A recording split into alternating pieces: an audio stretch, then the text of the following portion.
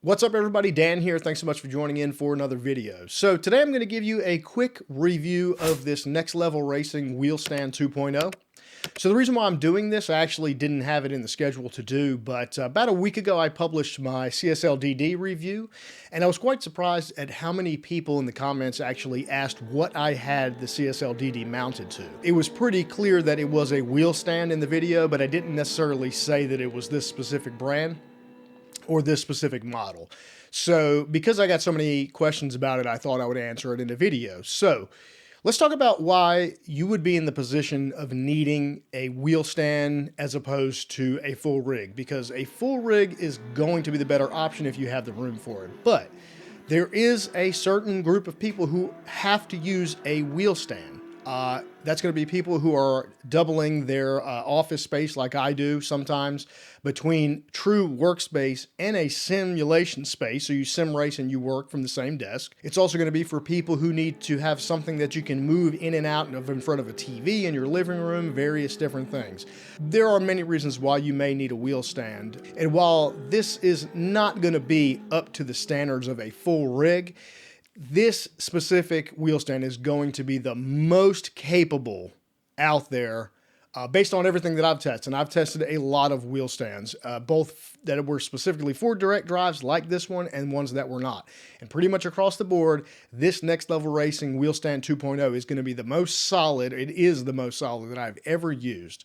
Now, I'm not going to lie to you and say it's completely free of wobble. It's just inherently in the nature of a wheel stand. There's going to be some movement, but it's, at least in this situation, it's not going to affect your driving. You really don't even notice it unless you're actually looking for, which is actually true with quite a bit of full sim rigs also. So it's kind of the same case here. So there's going to be some movement. I'll do some B-roll so you can see it, but for the most part, this thing is pretty daggone solid.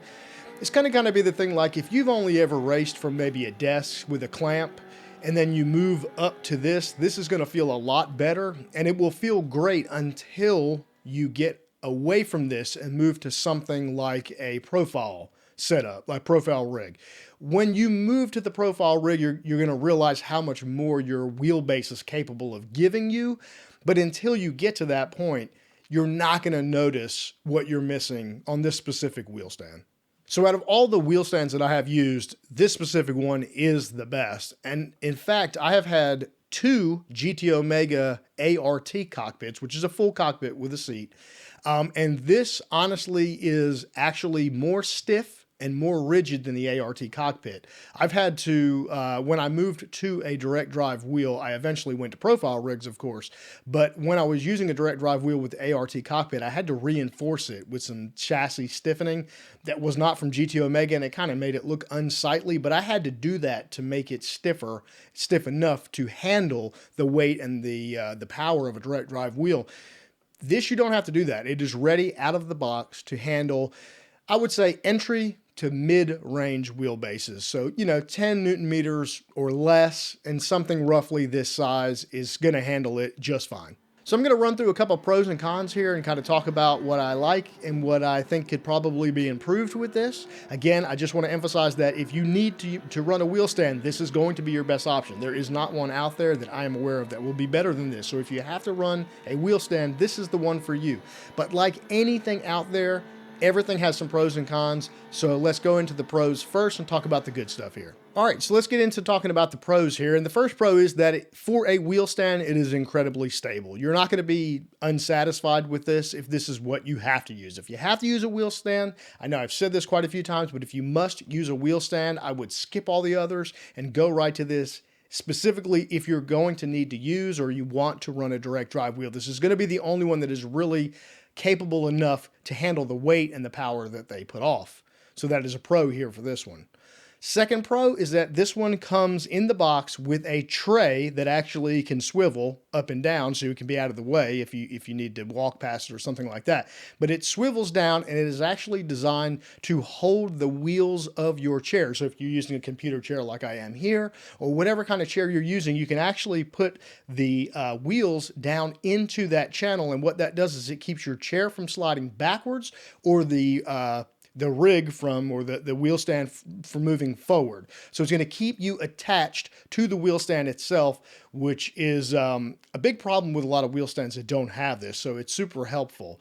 The other thing that it does is it adds some stability, because not only are you're not now just using the weight of the wheelbase and your pedals, but you're now using your body weight, because you're sitting in the chair and the front wheels are going to be in that little channel that they sit in, and the additional weight from your body actually makes the whole rig, quote unquote, more stable.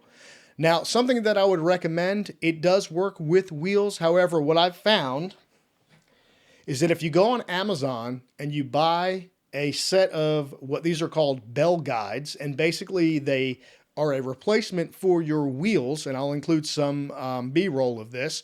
You basically pop out the wheels of your chair when you're using it as part of your rig, and you put these on, and these actually will not roll. And they are they make the chair stationary. So it's not going to fix, you're always going to have this problem where your chair can twist back and forth. But the more annoying thing is when your chair tries to roll. And there is a channel down here, but it's actually much bigger than most chair wheels. So they can still roll forward and backwards slightly, which is a little bit annoying. But if you get some of these bell guides, and they're super cheap on Amazon, it will make you completely stationary, and your chair absolutely will not move, and you will be one with the chassis. And it actually makes it more like a full rig in that case. So the next pro is that this thing is extremely adjustable. So you've got height adjustment for the wheel deck. You've also got angular adjustment for the wheel deck, and there's a lot of both of those. You've also got forward and back adjustment, which is very easy for the pedal tray. I'll include some B-roll of that. It's just some knobs that you loosen, and the pedal tray will move a significant amount forward and back. And then if you're willing to pull out some tools, you've also got some angular adjustment to get the pedals set up just like you want them. So for a wheel stand, this thing is very adjustable. And I also mentioned before, but I'll mention again, that if you need to get the channel flipped up out of the way for whatever reason, it does pivot on some bolts where your seat's wheels actually sit into. You can actually pivot that up out of the way if you need to for some reason. So this thing is hugely adjustable. All right, I've got a couple things to mention that I would say is in a neutral category. So they're not good, they're not bad, they just are something about the wheel stand. And the first neutral thing is that it does have the ability to fold up. So if you need to fold this thing up and put it in a corner or something, you can. But the other side of that is this is not the easiest wheel stand to fold up. It is a multi-step process. It is kind of a pain, and I bet I have only done it maybe once since I set this up. Believe it or not, I find it easier just to pick it up and move it out of the way when I need to, rather than trying to fold it up, because it just takes more time than it's worth. And if you don't have an excessively heavy wheelbase, you can pretty easily pick this thing up and move it around at will. So it's not that bad. I would say picking it up and moving it is going to be better here than actually folding it up, but if you absolutely need to, it can be done. So the next thing that I would put on the neutral category is that it does come with a shifter mount. So if you do have a shifter, you can mount it to this wheel stand. That being said though, as you can see, I don't have it mounted. I'm not really a fan of, and it's not just this brand, it's pretty much across the board. The shifter mounts for wheel stands in general tend to be not that great. They're typically, like they are on this one, they're on a long arm that extends out, and they're not that strong. So what happens is you tend to have a lot of leverage when you're shifting your shifter, and there is a ton of movement. So I never even installed it. Just because they're never quite in the right spot. They're not in a very natural spot where a shifter should be. They're typically way higher than they should be. And so I just don't use them on a wheel stand. I typically will save that for a full rig. But it does come with one if you want to use it, and it does work. It's just not the most ideal thing, and that's why I don't have it here. I actually have it in storage. It's not even here at the house for me to even show you. But you know, it does come with it if you want to use one. All right, guys, so we're going to move on to some cons here. So like anything else that we've reviewed here, there's always going to be some negatives. It doesn't matter how good the product is. There's always some stuff that's not great about it. It's no different here with this Next Level Racing Wheel Stand 2.0. The first thing I would say is that it's going to have its limitations, and I do say that's a negative. So if you're going to use a entry level or a mid-range direct drive, this is going to work fine for that. So I'd say anything up to the point of 9 or 10 Newton meters, this is going to do the trick just fine. But if you're wanting to run something higher, so 12 Newton meters, 15 Newton meters, or beyond, it's going to go beyond its limitations here. And what you're going to get, it's going to be too heavy. You're going to get a lot of vibration and a lot of wobble. If you're wanting to use a wheelbase that is that heavy, in general, you're going to want to get away from wheel stands. They're just not going to be able to give you the performance that you need. You'll want to actually move up to a full rig, and more specifically, something like a profile rig that is very substantial and sturdy. So unfortunately, a con here is depending on what wheelbase you're wanting to use. If you're wanting to use anything over 9 to 10 Newton meters, it's just going to be outside of the range of what it's capable of doing. So the last thing we're going to talk about here is the hardware that actually comes with this wheel stand. The wheel stand itself is extremely sturdy and extremely stable and very well built. But the hardware that you bolt it together with is a little bit subpar, at least for my use case. If you're going to run something like this, like a direct drive wheel, it's going to be quite heavy. So you're going to want to really tighten and cinch down these bolts and nuts.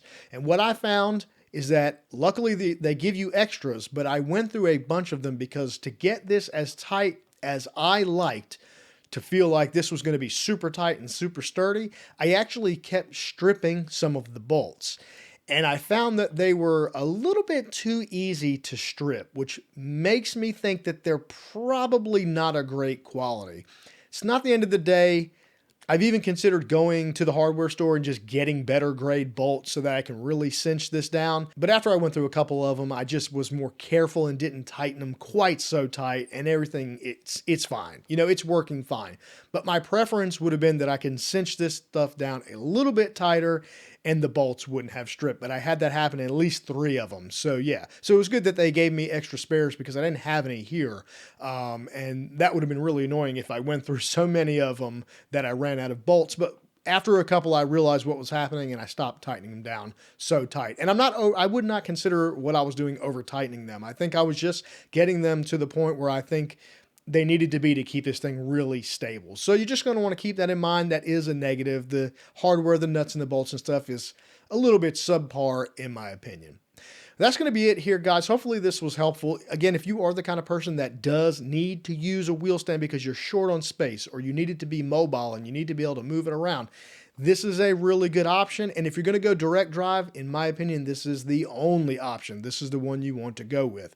Next Level Racing, Wheel Stand 2.0. I've been using it and it's working very well. I have ordered a profile rig now that I have the space. We've cleaned up in here. We've kind of moved some things around, so I do have the space for a profile rig now, so I am getting one. So this is going to become B duty to test some other items and wheels and stuff like that. But it is really good. I've been very pleased with it, and I think you will too. So if you need one, put this one on your list as wheel stands to consider.